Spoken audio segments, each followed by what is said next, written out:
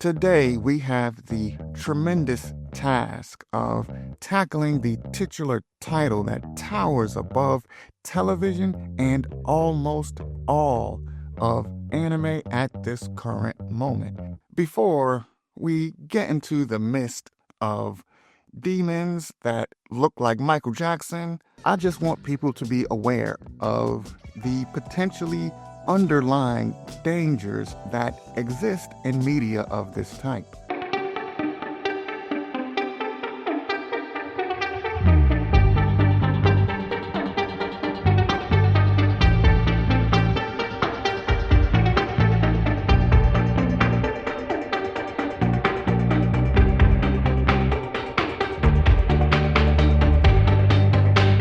Welcome to the channel, Max Vapor TV. So let's get straight into it. If you are new, then thank you so much for taking the time to join me. And if not, welcome back. And I thank you for being a repeat customer. As always, this is your boy, your big unk, Max Vapor. Today, we have the tremendous task of tackling the titular title that towers above television and almost all of anime at this current moment. And that title would be the ever popular Demon Slayer, or better yet, Kimetsu no Yaiba. Before we get into the mist of demons that look like Michael Jackson, or ones that are just... Brother, what's that? Still, I never expected you to be this moved by it. Oh, hell no! That's hell no! Oh my God! What is that? or ones that are... Yeah, boy.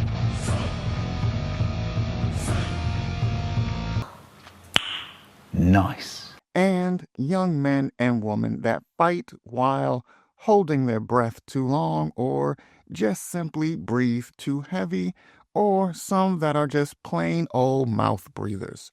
Let me first just say that I truly do enjoy this anime. The art style is amazing, the power system is creative and interesting. This manga and the accompanying anime are without a doubt a part of the new Big Three. The old Big Three would be considered One Piece, Bleach, and Naruto. And the new Big Three, at least in my opinion, is Demon Slayer, JJK, and My Hero Academia. Now, the Demon Slayer property is an entity that is raking in money left, right, and center. We know that American-style comics just cannot compete. Also, I don't want people to think that they can't engage with this product and enjoy it.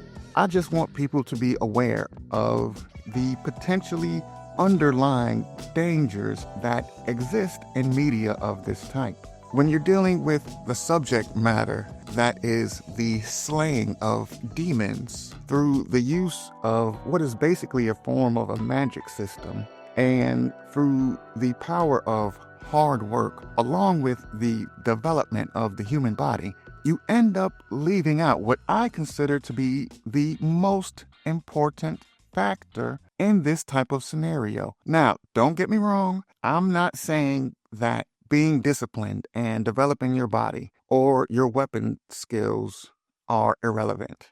It takes hard work and dedication to accomplish such tasks. However, I also don't want people to be misguided. With that being said, please don't get it twisted. If a demon or vampire or a zombie or whatever was to pop up in front of me right now in physical form, my obvious first reaction would be to reach for my sword. And yes, I am that much of a weeb that I have an actual sword collection. And if I'm not reaching for the sword, then I'm reaching for that. The thing goes skitty kid pop pop, and the poop poop boom. You know what I'm saying?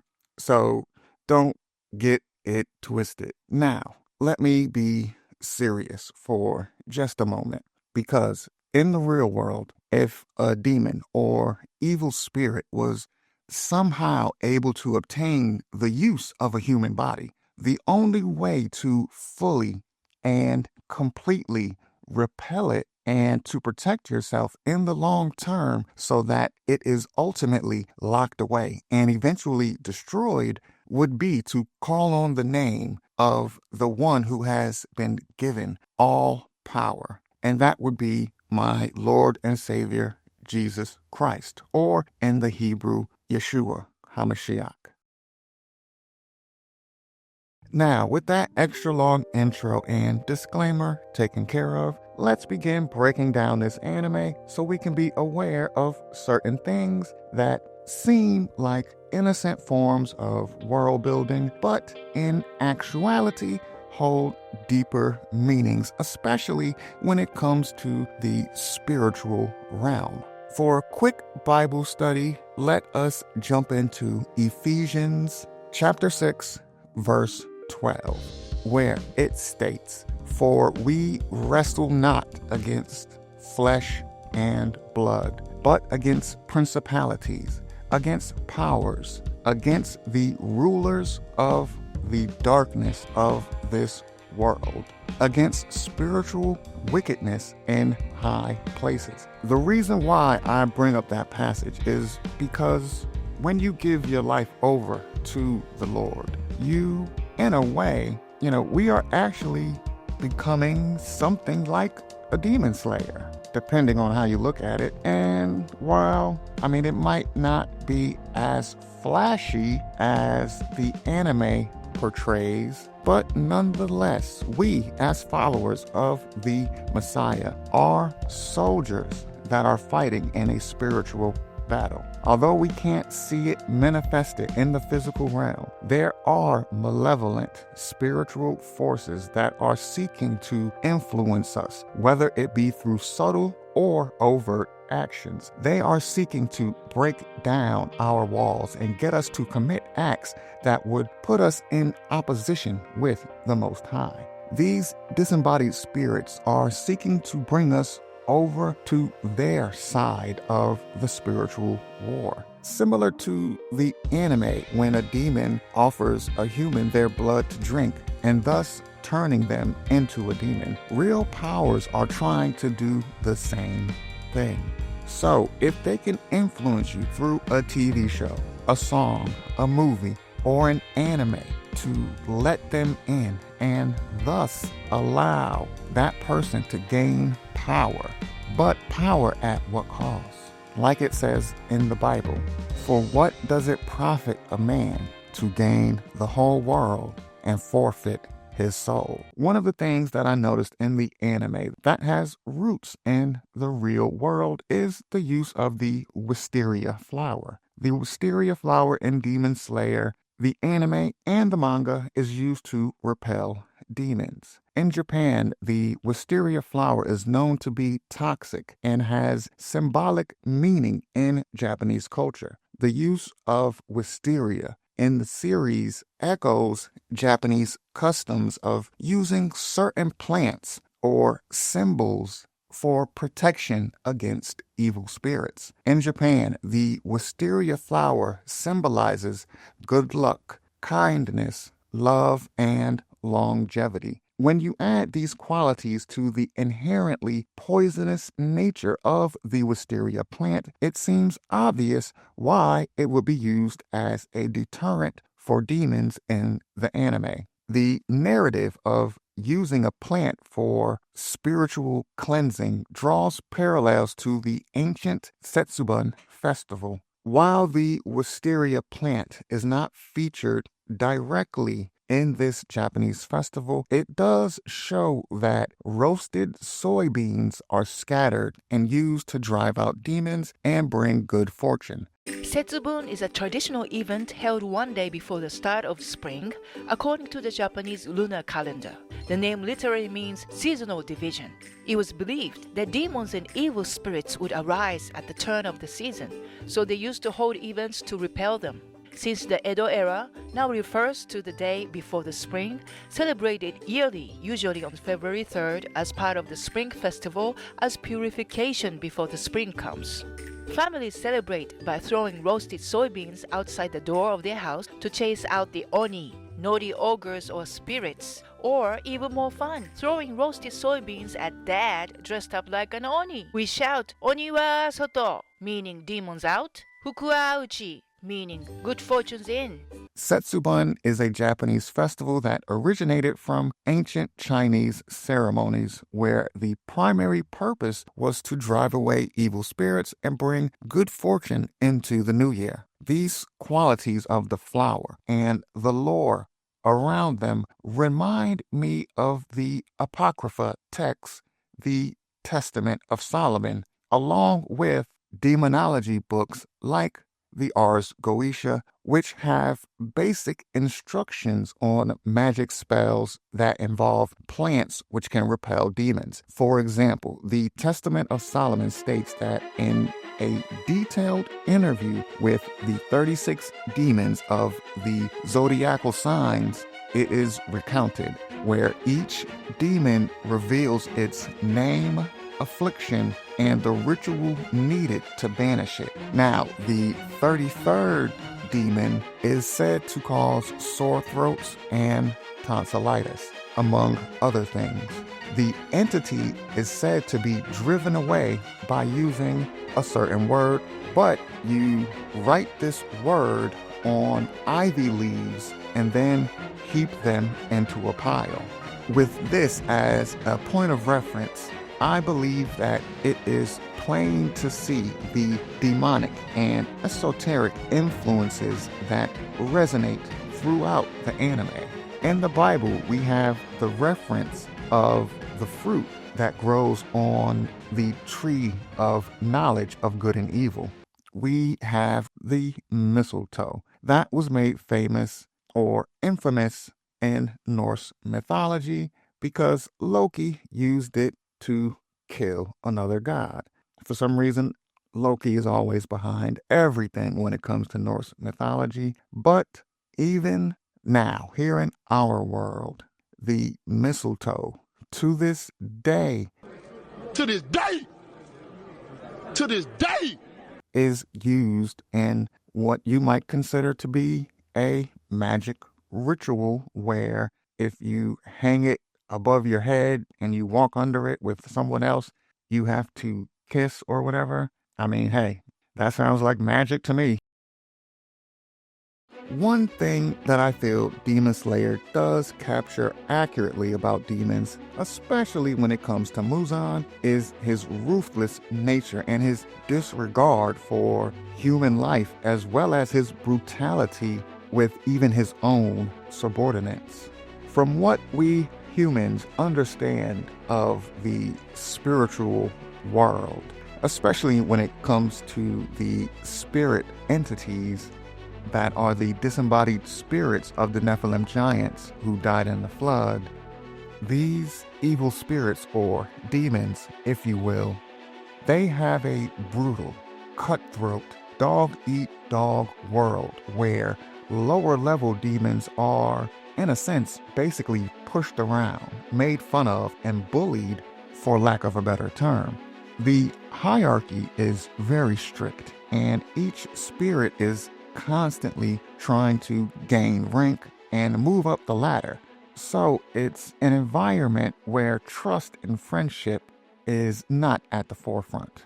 Another thing that the anime shows is that Muzan can shapeshift. It states in the Bible that Satan can transform himself and disguise himself as an angel of light, along with the spirit entities that work under him. And we see the same thing in the show. Muzan can change his shape to fit his purpose or goal in order to deceive people which again harkens back to Satan and his underlings.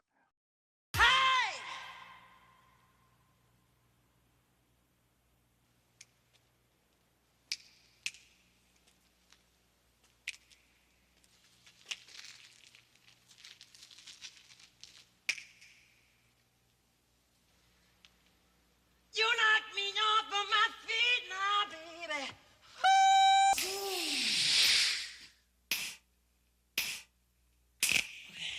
How you doing, man?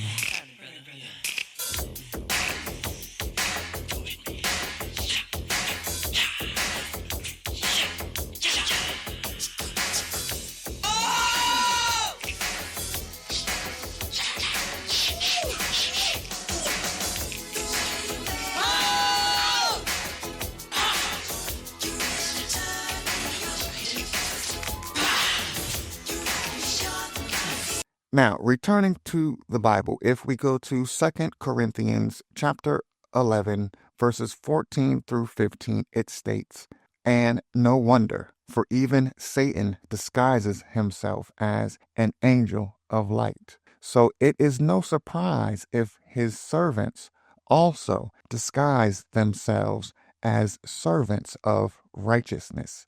Their end will correspond to their deeds."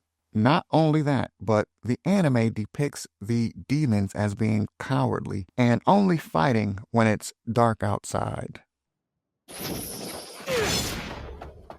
I've got to get away from the sun! I'm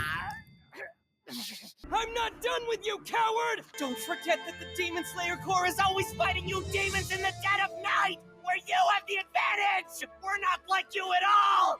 You're a coward! A coward! Emotional damage.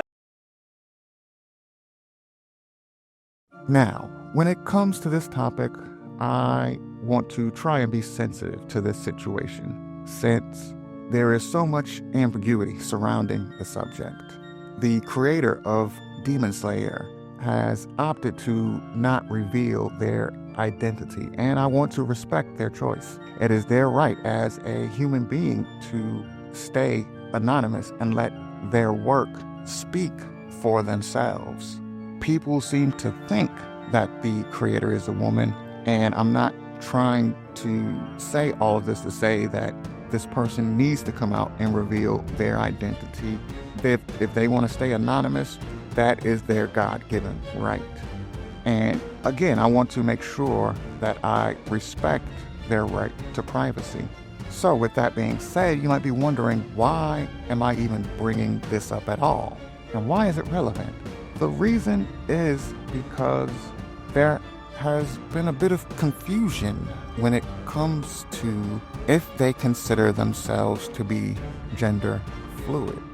If it is a female who is the mangaka, which is basically the author of the anime or the creator, then why is it that she uses a male sounding name as her pseudonym? Again, they have, their right to remain private, especially when you have created one of the most popular anime/manga in the past decade that has been a global sensation. Yeah, the reason why I bring it up is, maybe she chooses a male-sounding pseudonym because of the fact that there is so much discrimination against female mangaka in Japan. When you look at the online discourse surrounding their identity, some have speculated that they are gender fluid and are a part of the Rainbow Coalition. And again, there's nothing wrong with that. We all have free will to choose who or what we want to be in this world. The main reason why I bring this up, and the heart of the issue, is that the Most High does not operate in a state of confusion. The reason why I'm focusing in on this topic is because there are so many people who do operate in a state of confusion where they don't know if they are a man or a woman, or they transition to another gender, or cross-dress, or engage in same-sex activities. I know that in this day and age, we have pastors that identify as a part of the Rainbow Coalition and try to preach the word of the Lord, and I cannot abide it. We will not have it. I said we will not have it. Oh. You cannot claim to be a follower of Jesus Christ, a follower of the Most High, and claim to have the Holy Spirit, yet be a man standing in front of a congregation of believers who are seeking truth, and the leader is wearing high heels. He managed to convince all his members that God inspired him to wear heels.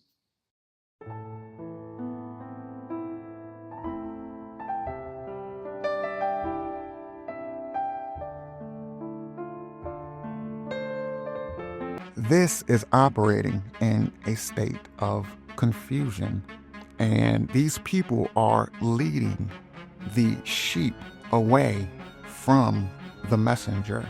Now, some people may hear this and hear hate, and let me make it clear, that is not my intention. I operate in truth and in light and in love.